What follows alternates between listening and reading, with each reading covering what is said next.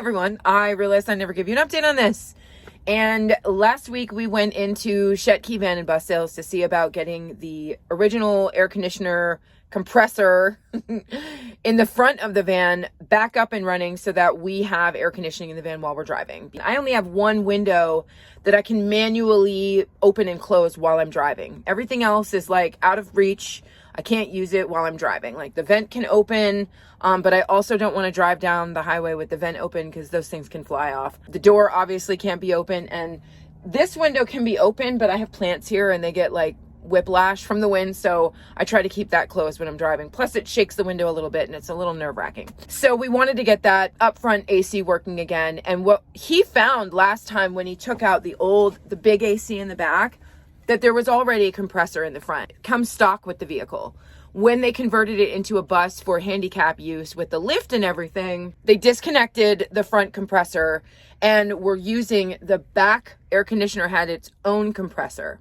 Condenser, compressor? I think compressor. Fuck, I don't know. So when he took that one out, obviously the front system wasn't hooked up. But the thing is when they disconnected the front system to put the back one in, they leave the lines open. They don't like close them up and it becomes an open system. So all kinds of dust and particles and crap can get in there. So he had to go through and make sure that that front compressor, even though it's never been used and hypothetically should be in perfect condition, doesn't have any crap in it that could clog it up and give us problems. So we're on a trial run right now. He was able to get it. So the rapid idle is turned off.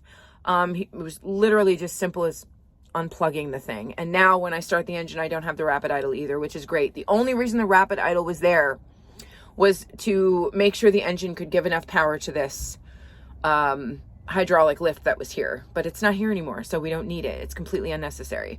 He was able to vacuum out that system in the original compressor, rehook up the lines, fill it with Freon, see if it holds pressure, which it is.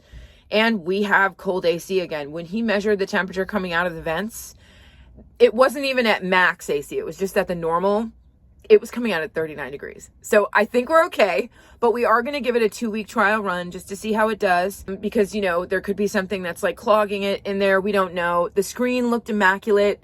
I will come back in the fall and we will change out that screen as a maintenance thing for the air conditioning system. But right now we have AC and we don't have a rapid idle when we're in park. That's all taken care of. We're just going to give it a trial run until I go north. So before I make that trip, I am going to give him a ring and stop in and just double check that everything's good and let him know how it's working. So that's where we're at right now. We have AC. Everything's working great.